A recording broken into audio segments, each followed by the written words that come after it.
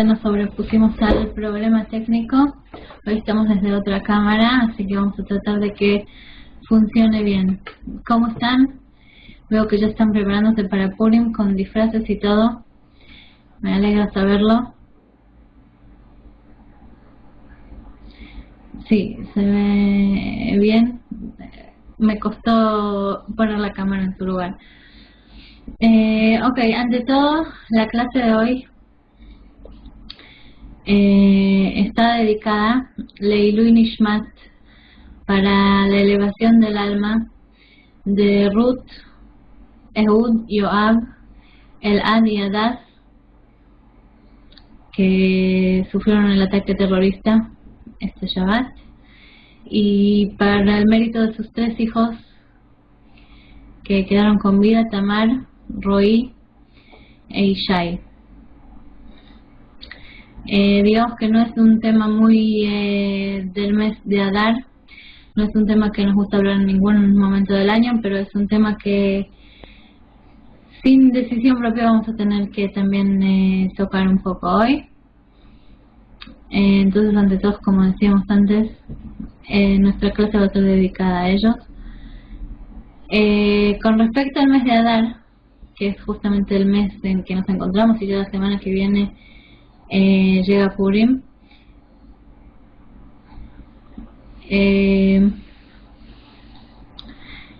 está escrito Mishenichmas Adar Marbim Besimcha. Cuando entra Adar, cuando comienza el mes de Adar, nosotros también aumentamos con alegría. No dice aumentamos en alegría, sino con alegría. Es decir, la forma de que aumenten las cosas, que las cosas sean mejores, tiene que ser con alegría. Es por eso que, a pesar de que estamos muy tristes con todo lo que pasó esta semana, incluyendo Japón, incluyendo este ataque tan inesperado, vamos a aumentar las cosas buenas a través de la alegría. Y es por eso que nos encontramos aquí todos, para poder estudiar juntos, y al estudiar Torah, al estudiar cosas que tienen que ver con la voluntad de Hashem, eso es lo que nos lleva a la alegría verdadera. Y es por eso que también lo dedicamos a los que ya no están con nosotros y que en este momento seguramente estarían en sus escuelas, estudios, etcétera. Ok, la vez pasada dejamos el tema de Birkat Hamazon un poco sin terminar, la parte de Birkat Hazan. ¿Se acuerdan que dijimos que hay 4 brajot principales en el Birkat Hamazon? La primera de las cuales la originó, ¿quién se acuerda?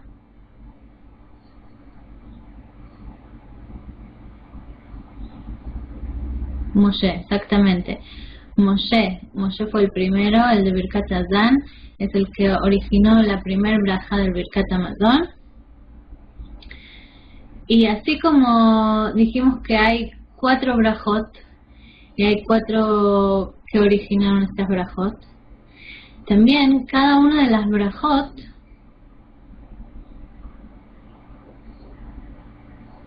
tiene que ver con uno de los 4 pasos del proceso del pan. Digamos que todo el Birkat Hamazon tiene que ver con el pan, ya que la bendición es luego de comer pan, y también porque el pan es algo muy importante. Y el pan también tiene 4 pasos en su proceso. El primer paso es borer, es decir, se tira al viento, o en su momento se tiraba al viento lo que se cosechaba, los granos, y así se separaba, el viento separaba lo que se desechaba de los granos mismos.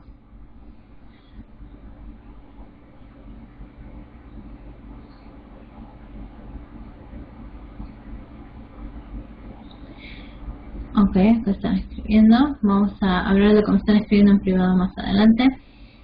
El segundo paso es el pasar los granos por el molino y que se haga harina.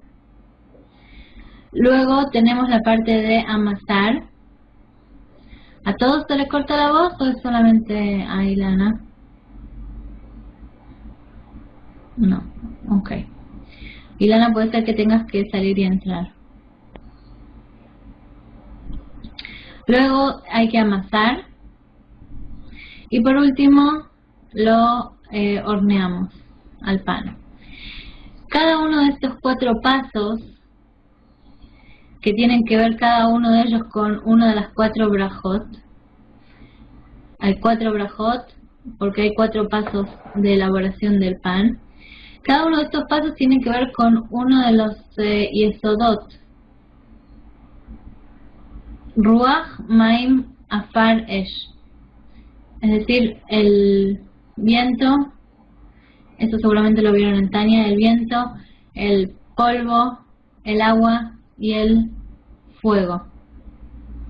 Los 4 pasos son borer, que es separar lo que se desecha del grano mismo, la paja del grano.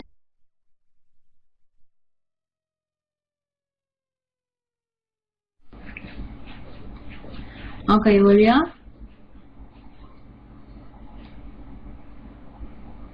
Ok, genial. Entonces decíamos que tenemos 4 fundamentos que son equivalentes a los 4 pasos de elaboración del pan y a su vez equivalen a las 4 brajot. Gracias, Ilana. Entonces tenemos 4 brajot en Birkat Hamazon. Tenemos 4 pasos de elaboración del pan, que estos mismos pasos representan a 4 elementos. El primero es borer, es el paso en que se separa la paja del grano, lo que no se utiliza del grano, y eso en su momento, no sé si hoy en día me parece que ya no se hace así, pero en su momento se hacía con el viento, se tiraban los granos al viento y este cumplía la función de separar a los granos, ya que hacía volar lo que era más liviano. Eso corresponde al elemento de Ruach, que es el aire, el viento. Luego, nos dicen acá el afrecho, ok. Nithan es cuando el pan es molido, y eso tiene que ver con hacer polvo, por eso tiene que ver con el elemento del polvo, la tierra, el polvo. Luego tenemos la parte en que amasamos, y para amasar le agregamos a la harina agua, es por eso que este paso corresponde al agua, al elemento del agua. Y luego, por supuesto, cuando lo metemos en el horno, al pan, eso corresponde al fuego.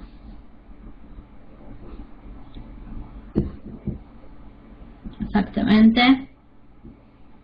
Y horneado, fuego, que es Esh. Exactamente, Ilana. Ahora, como vemos, hacer el pan requiere bastante esfuerzo. Además de estos 4 pasos, tenemos también que sembrar, cosechar, regar, etcétera. Gracias a que tenemos que esforzarnos tanto para llegar a conseguir el pan, tenemos una fuerza especial, y esa fuerza nosotros la queremos derivar a algo espiritual a través de la Kavaná, de las intenciones que ponemos en el Birkat Hamazon. Es por eso que el Birkat Hamazon es una de las tefilot que son más importantes, sobre todo por las kavanot que les ponemos. Aquí vemos como, por ejemplo, Moshe Rabbeinu, uno de los más grandes líderes, sino el líder del pueblo judío, se tomó la molestia de dejarnos una bendición especial para esto, y luego los distintos líderes que vamos a ir viendo a través de las bendiciones también se ocuparon de eso, y es por eso que nosotros no hablamos, no nos movemos, tratamos de concentrarnos solamente en el Birkat Hamazon cuando lo recitamos. Otra costumbre más con respecto al Birkat Hamazon es recitarlo en voz alta, y eso es para lejanej, para educar al resto de las personas que están alrededor nuestro, nuestros hijos, nuestra familia, etcétera. Como vemos, hay muchos detalles que tienen que ver con el Birkat Hamazon y con la educación, y eso es porque, como todo lo que tiene que ver con transmitir la tradición, ya sea oral o escrita, es siempre a través de la educación, a través del ejemplo propio. Más que nada hoy en día que las personas que cumplimos con las mitzvot, ya sean 7, ya sean todo el resto de las mitzvot, cumplimos un rol muy importante solo con el caminar en la calle o con estar parados en una parada de ómnibus. La presencia que tenemos, eso ya hace diferencia. Y esto nos puede decir, por ejemplo, Don Selgas, que ya nos contó en su momento cómo el solo hecho de cumplir las mitzvot lo hizo tener una presencia distinta frente a gente que él estaba, que él se encontró, si mal no recuerdo. Es decir, nosotros damos un ejemplo, querramos o no, y es por eso que es muy importante dar el ejemplo correspondiente, como por ejemplo el recitar el Birkat Hamazon, que los que están alrededor nuestro sepan qué es lo que nos ocupa, qué es lo que tiene en la persona en mente, etcétera. Vamos a leer ahora el segundo párrafo. Hoy no les voy a poner el párrafo en hebreo acá en el pizarrón, pero sí vamos a leer el segundo párrafo, el que viene después del que leímos la vez pasada. Lo vamos a leer en hebreo y luego la traducción al español. Se debe decir Birkat Hamazon luego de haber tenido una comida que incluya pan.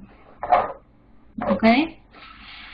Hay ciertas medidas, pero normalmente con una rodaja de pan es suficiente en cantidades. Ok, entonces tenemos aquí el segundo párrafo que dice así: Nodeh lecha Hashem Elokeinu, al she'injalta la'avoteinu eretz chemda tova urechava, ve'al she'hotzetanu Hashem Elokeinu me'eretz Mitzrayim ufditanu mibeit avadim, ve'al britcha shechatamta bibsareinu, ve'al toratcha shelimdatanu, ve'al chukecha shehodatanu, ve'al chaim chen v'chesed shechonantanu, ve'al achilat mazon she'ata zan. ומפרנס אותנו תמיד בכל יום ובכל עת ובכל שעה. Este párrafo, ahora lo vamos a ver también en español, es como la conexión entre la primera bendición y la segunda. No, si no incluye pan, la comida no se recita el Birkat Hamazon, se recita una bendición más corta que la vamos a ver al final del Birkat Hamazon, ya que estamos viendo todas las bendiciones después de la comida. ¿Ok? No, el texto acá no lo puse en el pizarrón esta vez. Ahora lo escuchamos en español para entenderlo mejor. Te agradecemos, Hashem, nuestro Dios, por haber dado como herencia a nuestros antepasados una tierra preciada, buena y amplia. Por habernos sacado, Hashem, nuestro Dios, de la tierra de Egipto y habernos redimido de la casa de la esclavitud. Por tu pacto que has sellado en nuestra carne, por tu Torah que nos has enseñado, por tus estatutos que nos has hecho conocer, por la vida, gracia y bondad que tú con gracia nos has concedido, y por el alimento con el que constantemente tú nos nutres y sustentas a diario, en todo momento y a toda hora.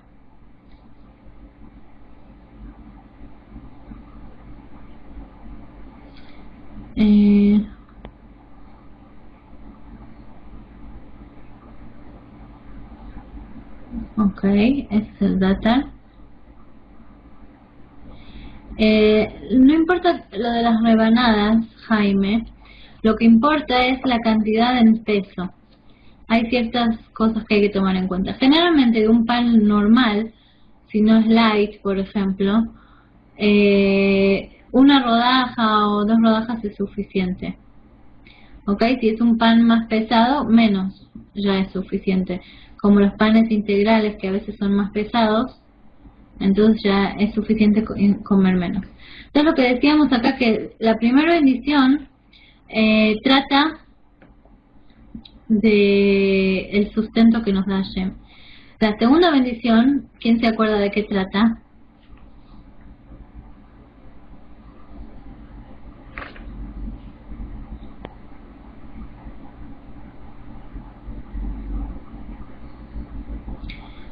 Sí, Básicamente, si es solo pan, hay que comer esa cantidad.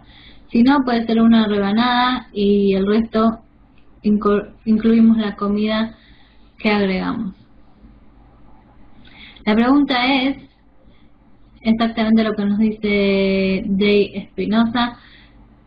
¿Sobre qué trata la segunda bendición del Birkat Hamazon? Es por la tierra. Agradecemos a Hashem por la tierra que nos dio. Y este párrafo que acabamos de leer trata de las dos cosas, del sustento y de la tierra, porque es la conexión entre la bendición primera de Hazán y esta segunda de Haaretz, que es la tierra. Entonces nosotros acá le damos gracias a Hashem por habernos dado la tierra y habernos sacado de Egipto, etcétera. Sin embargo, si nosotros nos ponemos a pensar, según el orden cronológico, esto no es tan exacto. O sea que lo primero no fue la entrega de la tierra, sino que primero comenzamos por haber prometido a nuestros padres, luego la salida de Egipto y recién después el habernos entregado la tierra de Israel. ¿Por qué en este párrafo entonces lo estamos recitando mezclado? ¿Por qué lo recitamos en orden inverso? ¿Alguien tiene alguna idea que se le ocurra?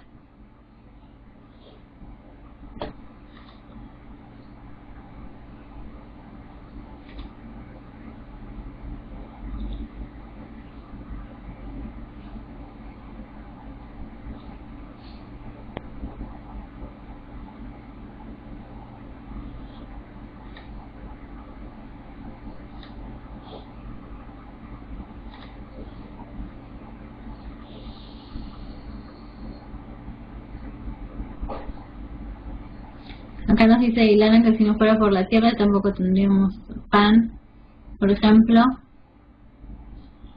la arena o el polvo del desierto. Nos dice Jaime. La respuesta que dan nuestros sabios tiene que ver con dos niveles. El primer nivel, que es el más, digamos, simple de entender, es que acá estamos dando gracias según el orden de prioridad o de importancia. Es decir, primero vamos a la meta. La promesa de Hashem y el que Hashem nos haya sacado de Egipto, todo esto es para llevarnos a la meta final, que es el ingresar a la tierra de Israel. Es por eso que primero que todo agradecemos esto y después también contamos un poco cómo llegamos hasta ahí. Si nos fijamos, esta fue la primera explicación. La segunda explicación tiene que ver con el orden de los hechos en la Torah. Exactamente. Si nos fijamos, la primera vez que hubo una promesa con respecto a la tierra de Israel, no estaba escrito también que iba a haber un exilio. Así, en la segunda vez, cuando se habla de la tierra de Israel, también se dice que va a haber un exilio y recién después de vamos a ir a la tierra de Israel. Es decir, que el exilio no es un propósito por sí mismo, sino que fue como un intermediario, algo intermedio entre la entrada a la tierra que sucedió a la entrega de la Torá y las promesas que prometió Hashem a nuestros patriarcas. Es por eso que nosotros, cuando bendecimos a Hashem y le damos las gracias por la meta final, por la promesa original que le dio a nuestros padres, y luego también agradecemos por todo lo que pasó entre medio, que es Yetziat Mitzrayim, la salida de Egipto, y todo el exilio mismo de Egipto. Nosotros le damos gracias a Hashem todos los días a la hora de la comida, no solamente por algo muy bueno como es la entrega de la tierra de Israel, sino también por el exilio mismo. Eso tiene mucho que ver también con lo que le sigue a este párrafo, que es algo que no se recita siempre, sino que se recita o en Hanukkah, la festividad de las luminarias, o en Purim, que se acerca ahora la semana que viene, y es por eso que también lo vamos a tratar de entender un poco. Antes de seguir hacia la bendición segunda, desde el párrafo que conecta entre las dos bendiciones, tenemos que intercalar los días de Hanukkah y los días de Purim una bendición especial.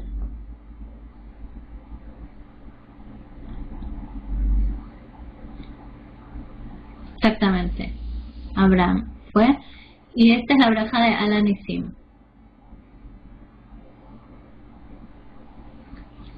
La braja de Alanisim tiene que ver con milagros que hizo Hashem.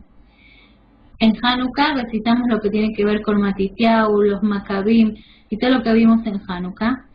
Y en Purim recitamos lo que tiene que ver con Mordejai y Esther.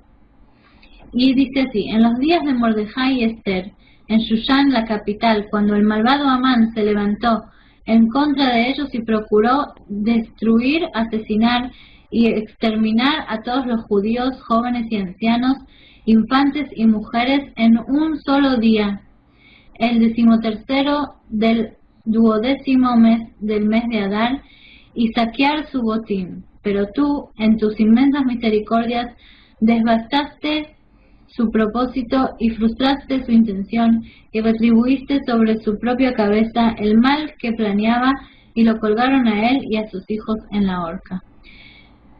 Esta es la parte de Purim, y hay una parte que se dice antes de esto, que es igual para las dos festividades.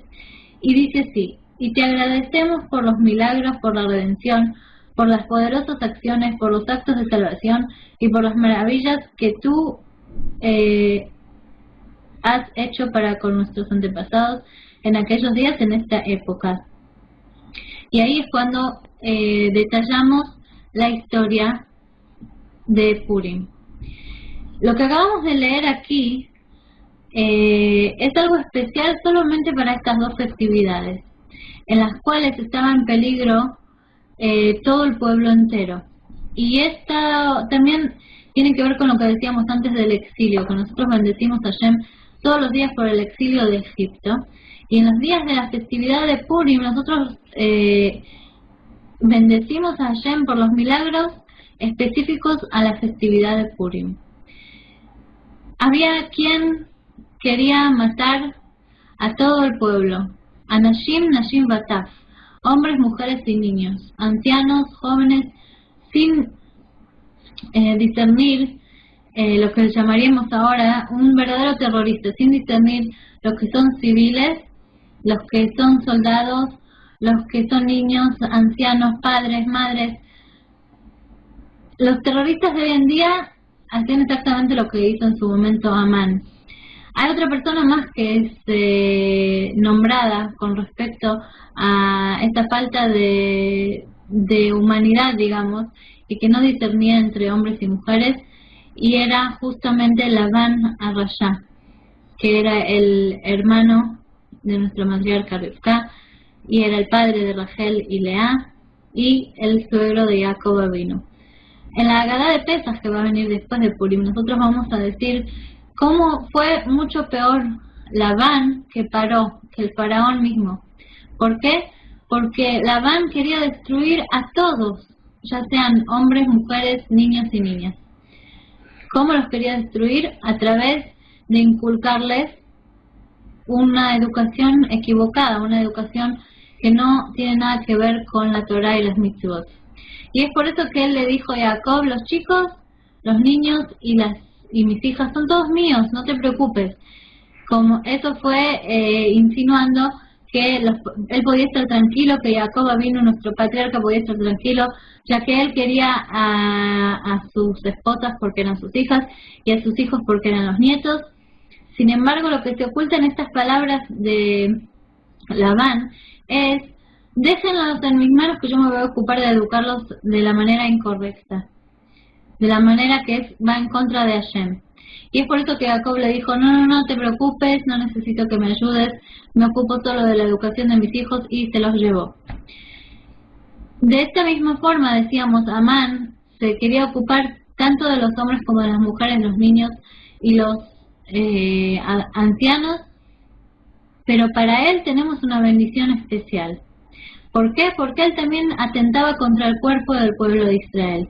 No solamente que se quería ocupar de todos, sino que se quería ocupar también de matarlos físicamente, no solamente espiritualmente, que así comenzó con decretos espirituales, sino que también llegó al decreto de la muerte física, que es terminantemente ultimativa.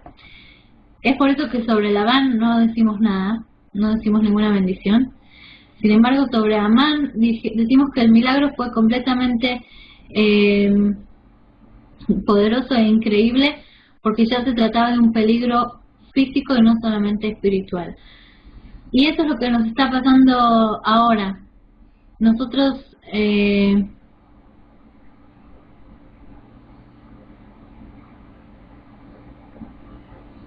sí, Betuel era el padre de Rivka. Entonces, decimos que eso es lo que está pasando exactamente ahora. Nosotros tenemos que saber que el pueblo judío y en general, y más ahora que estamos todos unidos, no solamente siendo judíos, sino judíos, lo que nos une y el denominador en común es hacer la voluntad de Hashem. Nosotros nunca buscamos venganzas, siempre decimos que el Nekamot Hashem. El que se ocupa de las venganzas, de las Nekamot, es Hashem. Sin embargo, nosotros sabemos que la verdadera forma de defendernos contra nuestros enemigos es educar de la forma correcta. Y es por eso que Mordejai, enseguida cuando vio lo que estaba ocurriendo y el decreto que tenían sobre su cabeza, no fue a atentar contra la vida de Amán, sino que fue directamente a los niños. Los tomó a todos, los juntó, los sentó y se puso a estudiar y a orar con ellos. Porque él sabe, Mordejai sabe, que la educación es la base de que se mantenga en pie todo lo que es la Torá, las mitzvot y el pueblo judío. Es por eso que nosotros tampoco vamos a decir que lo que tenemos que hacer ahora es ir a atentar en contra de la vida de nadie. Esto lo dejamos en manos de Hashem. Sin embargo, nosotros tenemos que reforzar nuestra visión de las cosas.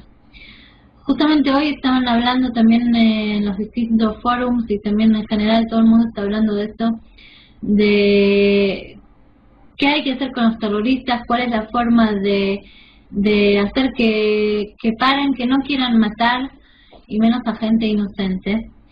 Y hay distintas ideas. Hay quienes dicen que hay que ir a darle sanciones a las familias, hay quienes dicen otras cosas, y hay también quienes dicen que nosotros no nos tenemos que ocupar, ya que, como dijimos antes, la venganza es de Hashem. Y vuelvo a repetir, la venganza es de Hashem, Él se ocupa. Sin embargo, nosotros tenemos una mitzvah en la Torah, que es defender la vida. Defender la vida a través de la educación, por supuesto, pero también materialmente, luchando contra aquellos que nos la quieren quitar. Y eso es lo que dice en la Torah, Va leorgeja ashkem leorgo. Una persona que se levanta, que viene hacia ti para matarte, tienes la obligación de levantarte muy temprano en la mañana, madrugar, para matarlo a él primero.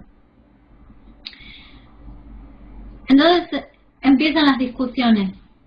Es que no se puede vivir en estos asentamientos, que cómo una persona se va a poner en un lugar peligroso. Incluso dentro de los judíos mismos tenemos todo este cambio de opiniones de que si es peligroso o no es peligroso, si está permitido o está prohibido según la Torah ir a vivir a esos asentamientos como el asentamiento de Itamar. Lo que es claro es la halajá que está en la Torah, que eso no tiene forma de interpretarse de distintas maneras. ¿Y qué es lo que dice la halajá? Durante toda la vida, durante todos los años en que el pueblo de Israel estuvo en su tierra, hubo poblados que estaban cerca del límite, cerca de los enemigos. ¿Y qué es lo que teníamos que hacer en esos momentos? Tenemos un montón de ejemplos en el Tanaj sobre veces que hubo peligro en esos asentamientos que estaban cerca del límite. ¿Y cuál fue la reacción de los líderes de ese momento? Todos reaccionaron según la halajá. ¿Y cuál es la halajá? Que cuando se trata de asentamientos de ciudades que están cerca de los límites, es una obligación y una mitzvah salir a la guerra, que todos los del pueblo de Israel, no solamente los de esa ciudad, se levanten y se vayan a hacer una guerra de mitzvah, ya que si los asentamientos del límite están en peligro, todo el pueblo y toda la tierra está en peligro.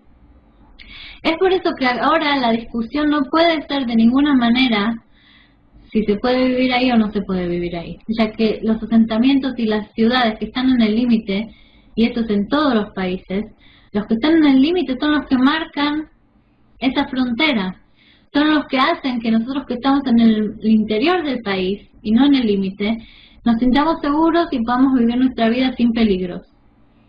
Ya que si eso no va a ser el límite, si este límite es transgredido y estas fronteras dejan de existir, la frontera vamos a ser nosotros mismos que estamos en el interior del país. Es por eso que es responsabilidad de todo el pueblo y de todos los, yo diría que contra el terrorismo es responsabilidad de todos los ciudadanos del mundo, levantarse y luchar en contra, cada uno por supuesto de la manera que tiene posibilidad. Y lo que decíamos antes, que una de las cosas que sí podemos hacer, por más que estemos lejos unos de los otros, es dar el ejemplo.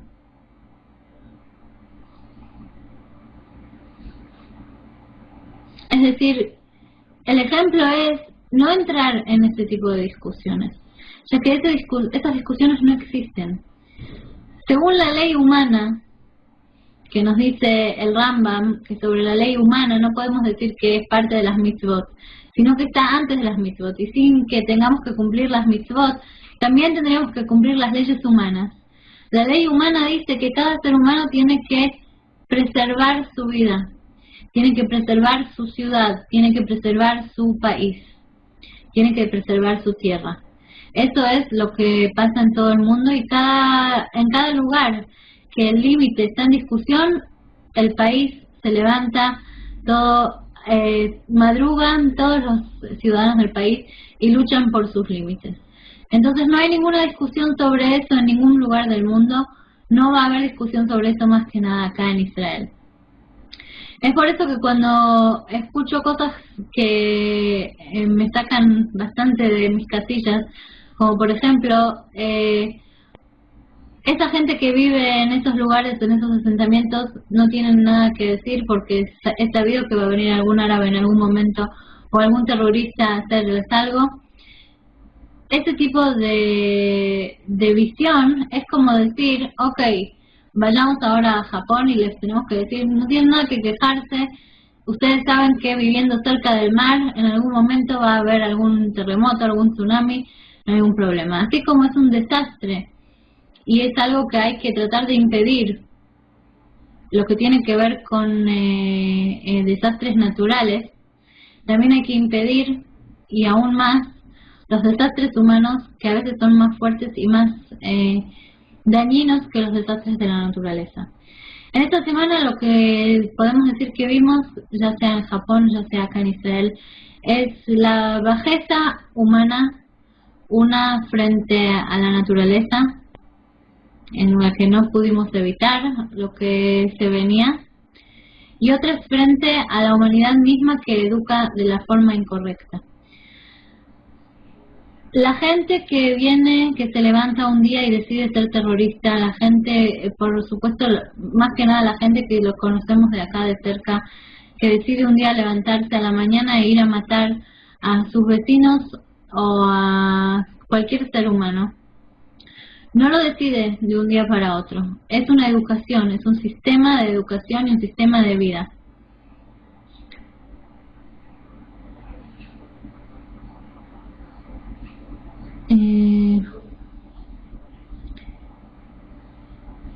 No veo tanto desde el chat, como estoy en otra computadora, no me doy cuenta tanto de lo que están escribiendo, Pero lo que sí les voy a decir es que estas personas están educadas de esta manera. Un terrorista es educado de esta forma y eso lo podemos ver en los libros, en las escuelas de árabes, de terroristas. No todos los árabes son terroristas, no todos los terroristas son árabes, pero en la educación general que se tiene en los países árabes y más que nada en los que se llaman palestinos, tienen libros escolares que incitan a matar, incitan al terror, tienen medios de comunicación que incitan a eso de la manera más abierta e increíble, que hasta a veces uno dice, bueno, la traducción debe estar mal, y es por eso que nosotros tenemos que darle la contra a eso con una buena educación, con una educación como corresponde, para que no haya más pérdidas de gente tan inocente como los niños que perdimos esta semana, que no haya gente a que le tengamos que explicar que el terrorismo es algo que hay que combatir.